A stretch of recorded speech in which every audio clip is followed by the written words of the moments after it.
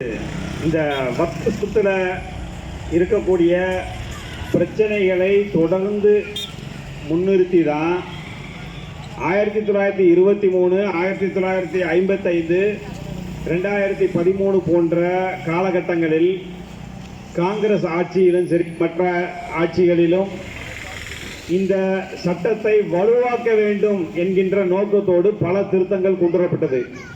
அந்த பல திருத்தங்களை முழுமையாக முறியடிக்க வேண்டும் என்ற நோக்கோடு இப்போ 2024,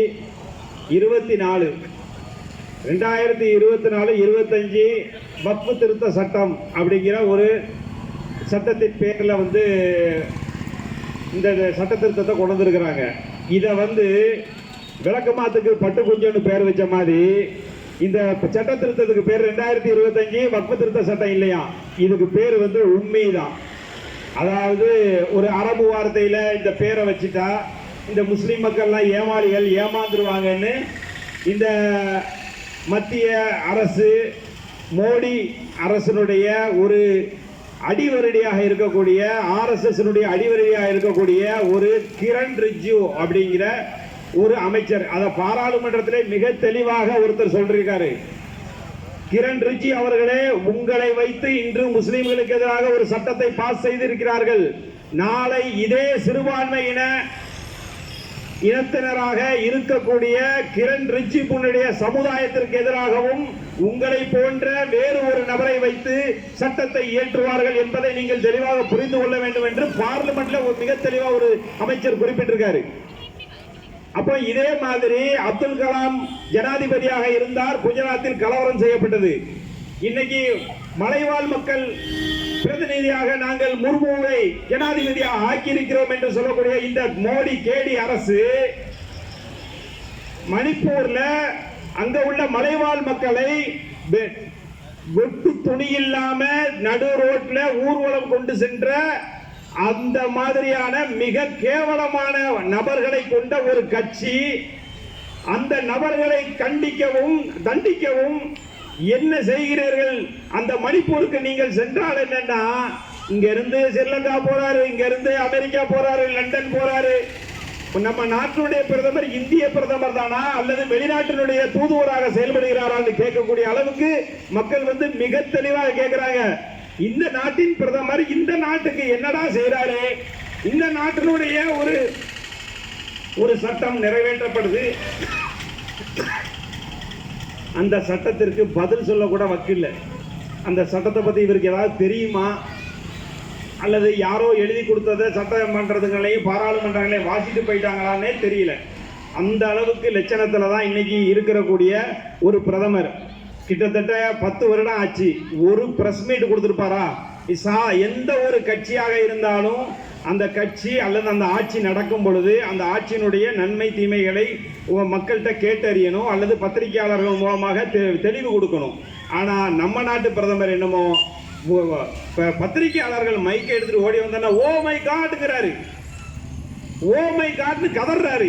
உங்களை எப்படி உள்ள விட்டாங்கன்னு கேட்கிறாரு. பத்திரிகையாளர்கள் உள்ள விடுறது அவ்வளவு பெரிய துரோகமா? இந்தியாவிலேயே தேச துரோகமாக பார்க்கக்கூடிய ஒரு விஷயம் பத்திரிகையாளர்கிட்ட பேட்டி கொடுக்கிறது பிரதமர். அதே மாதிரி இன்னொரு விஷயம், தூத்துக்குடியில் துப்பாக்கி சூடு நடந்தது. முதல்வர்கிட்ட போய் பேட்டி கேட்டா சொல்றாரு, நான் டிவியில தான் முதல்ல பார்த்தேன், எனக்கு தெரியாதுங்கிறாரு. அப்புறம் எதுக்கு உங்களுக்கு எல்லாம் ஒரு அமைச்சகம், அந்த அமைச்சகத்துக்கு நீங்க தலைவர்? அதே மாதிரி தான் அவர்கிட்டையும் கேட்டாங்க, என்ன ஆச்சு நீங்க மணிப்பூர் பக்கமே போகலையே, மணிப்பூர்ல இவ்வளவு மோசமான நிகழ்வுகள் நடந்துகிட்டு இருக்கேன்னு பிரதமர்கிட்ட கேட்கும்போது சொல்றாரு, நான் சமூக வலைதளத்தை தான் பார்த்தேங்கிறாரு. அப்ப இப்படிப்பட்ட கேவலமான முதலமைச்சர்களும் பிரதமர்களும் இந்தியாவில் இருக்காங்களேன்னு மக்கள் மிக கேவலமாக திட்டிக் கொண்டிருக்கிறார்கள். இப்படிப்பட்ட பிரதமர்களையும் முதல்வர்களையும் நாட்டில் வச்சுக்கிட்டு தான் நம்ம இந்த நாடு வல்லரசாயிரும்னு நம்ம நினைச்சுக்கிட்டு இருக்கோம். முதல்ல இந்த நாடு ஒரு வல்லரசை தொடுவதற்கு முன்பது இந்த நாட்டில் இருக்கக்கூடிய மக்களை ஒருங்கிணைக்கக்கூடிய ஒரு நல்லரசாக இருக்க வேண்டும் அப்படிங்கிறத தமிழ்நாடு மிக உதாரணமாக காட்டிக் கொண்டிருக்கிறது. தமிழ்நாட்டில் இன்னைக்கு வக்ஃப் சட்ட திருத்தத்தை எதிர்த்து தீர்மானம், CAA NRC எதிர்த்து தீர்மானம், இப்படி பல மத்திய அரசு கொண்டுவரக்கூடிய சட்டங்கள் மக்களுக்கு விரோதமாக இருக்கிறது அப்படிங்கிற அடிப்படையில் பல தீர்மானங்களை நிறைவேற்றி அனுப்பினாலும் கூட தமிழ்நாட்டு மக்களினுடைய உணர்வுகளுக்கு மதிப்பில்லை. சரி, இந்திய அளவில் இருக்கக்கூடிய மக்களுக்காவது மதிப்பு இருக்கா அப்படின்னு கேட்டா, நாமெல்லாம் இந்துக்கள்னு சொல்லக்கூடிய பிஜேபி அரசு இந்த இந்துக்களுக்காக என்ன சட்டத்தை கொண்டு வந்தாங்க? இந்த வக்ஃபு திருத்த சட்டத்தை வச்சு பார்க்கும்போது ஏதோ முஸ்லீம்களுக்கு தான் அதிகமான கோயில் சொத்துக்கள் இருக்கு, பள்ளிவாசல் சொத்துக்கள் இருக்கு அப்படிங்கிற ஒரு விஷயத்தை முன்னெடுக்கிறாங்க. உண்மையிலேயே இன்னைக்கு HRNC நீங்க போய் ஒவ்வொரு கோயிலுக்கும் எத்தனை கோடி ரூபாய் சொத்து இருக்குன்னு பாத்தீங்கன்னு சொன்னா, இந்தியாவில் பாதி சொத்து கோயில்கள்ல தான் இருக்கு. இந்த பத்மநாபபுரம் கோயில் ஒண்ணுல மட்டுமே கிட்டத்தட்ட பல ஆயிரம் கோடி தங்கங்கள் இன்னும் புதைக்கப்பட்டு கிடக்கு, பாதாள அறையில கிடக்குன்னு சொல்றாங்க. அதை எடுக்கிறதுக்கு இன்னைக்கும் அரசு முன் வரல, HRNC முன் வரல. ஆனா முஸ்லீம்கள் கிட்ட இருக்க சட்ட வக்ஃபு சொத்தை மட்டும் எப்படியாவது ஆட்டையை போட்டுறணும். எப்படி 370 காஷ்மீர்ல 370 அமல்படுத்தி அந்த மக்களுடைய சொத்துக்களை அனைவரும் அந்தானிகளும் அம்பானிகளும் விலைக்கு வாங்க முடியுங்கிற ஒரு நிலையை கொண்டு வந்தாங்களோ, அதே மாதிரி இன்னைக்கு வடகிழக்கு மாநிலங்களில் 375 அதாவது நீக்கிட்டோம்னு சொன்னா, மலைவாழ் மக்களுக்கு மட்டும் சொந்தமான அந்த நிலங்களை அதானிகளுக்கும் அம்பானிகளுக்கும் நம்ம ஏலம் விடலாம் அப்படிங்கிற ஒரு நிலையை இந்த ஒன்றிய அரசு கொண்டு வந்துட்டு இருக்கு. இப்ப பாத்தீங்கன்னா மணிப்பூர்ல அந்த முதல்வரை ராஜினாமா செய்ய சொல்லிட்டு அங்க கவர்னர் ஆட்சி அமல்படுத்தியாச்சு. இப்ப ஏற்கனவே அப்படித்தான் காஷ்மீர்ல கவர்னர் ஆட்சி அமல்படுத்தி அதை துண்டாடியாச்சு. இப்ப அடுத்து மணிப்பூர்ல கவர்னர் ஆட்சி மூலமாக துண்டாட துடிக்கிறார்கள். இப்படிதான் ஒவ்வொரு விஷயத்திலையும் துடிச்சுக்கிட்டு இருக்கிறாங்க. அதே மாதிரி எல்லாருமே சொன்னாங்க மாவட்ட கலெக்டருக்கு ஒரு அதிகாரம் கொடுக்குறாங்க அப்படின்னு. ஒரு மாவட்டத்தினுடைய நிலம் ஒரு மாவட்ட நீதிபதியாக செயல்படக்கூடியவர் தான் மாவட்ட கலெக்டர். அந்த மாவட்ட கலெக்டர் ஒரு அரசினுடைய பிரதிநிதி.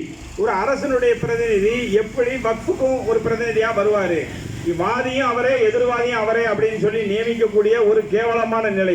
இதை எடுத்து சொன்ன பிறகு இப்ப என்ன சொல்றாங்கன்னா, மாவட்ட ஆட்சியருக்கு உயர்ந்த அதிகாரத்தில் இருக்கக்கூடிய ஒரு நபரை நாங்க போடுறோம், அந்தந்த மாநில அரசுகள் நியமிச்சுக்கிட்டோம் அப்படிங்கிறாங்க.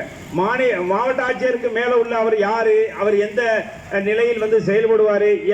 ஏற்கனவே இன்னைக்கு தமிழ்நாட்டில் பார்ட் டைமா இருக்கக்கூடிய வக்ஃபு வாரிய உறுப்பினர்கள் மாதிரியா வக்ஃபு வாரிய அதிகாரிகள் மாதிரி பார்ட் டைமா செயல்படுவாங்களான்னு தெரியல.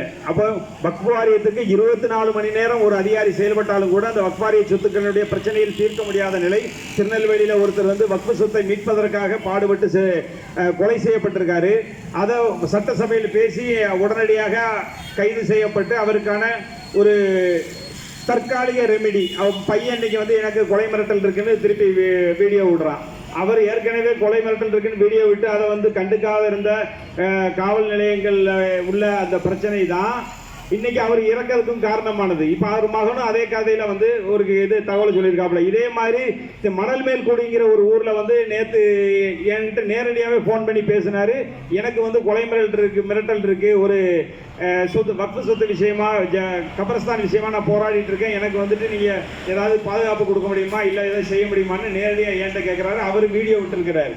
அப்போ இப்படி மணல் மேல் கொடி இங்க இருக்க உளவுத்துறை குறித்து வச்சுக்கோங்க. மணல் மேல் கொடியில இருக்கக்கூடிய ஒரு முஸ்லீம் சகோதரருக்கு வக்ஃபு சொத்து விஷயமா போராடுறதுனால கொலை மிரட்டல் இருக்கு. அவரை வயிற்றுல ஏதோ கீறிட்டாங்கன்னு நினைக்கிறேன். அவர் ஆஸ்பத்திரியில் இருக்கிறாரு. அப்போ வக்ஃபு சொத்துக்களை பாதுகாக்கக்கூடிய நபர்களுக்கு அல்லது வக்ஃபு சொத்துக்களை முத்தவழியாக இருக்கக்கூடிய நபர்களுக்கு தமிழக அரசு உடனடியாக அதிக அளவில் பாதுகாப்பு கொடுக்கணுங்கிறதை நான் கேட்டுக்கிறேன்.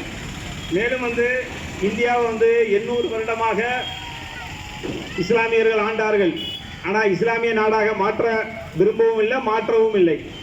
அதே போல 200 வருடமாக கிறிஸ்தவர்கள் இந்தியாவை ஆண்டார்கள்.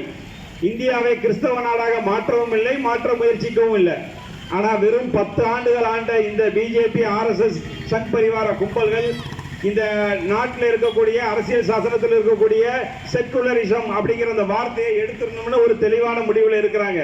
அப்போ இது மாதிரியா இந்து நாடாக மாற்றிடுவோம் அப்படின்னு நினைக்கக்கூடிய இவங்களுக்கு ஒரே ஒரு விஷயத்தை மட்டும் சொல்லிக்கிறோம்.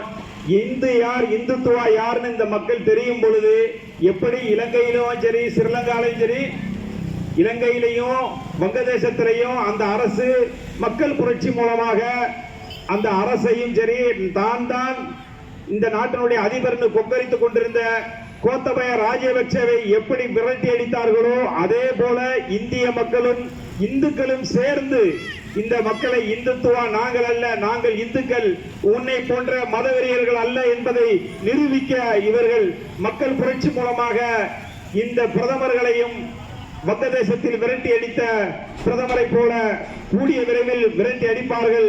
அதற்கு இந்த இந்து சகோதரர்கள் அனைவரும் துணை நிற்பார்கள் என்பதை கூறிக்கொண்டு எனக்கு வாய்ப்பளித்த அனைவருக்கும் நன்றி கூறி விடைபெறுகிறேன். நன்றி வணக்கம்.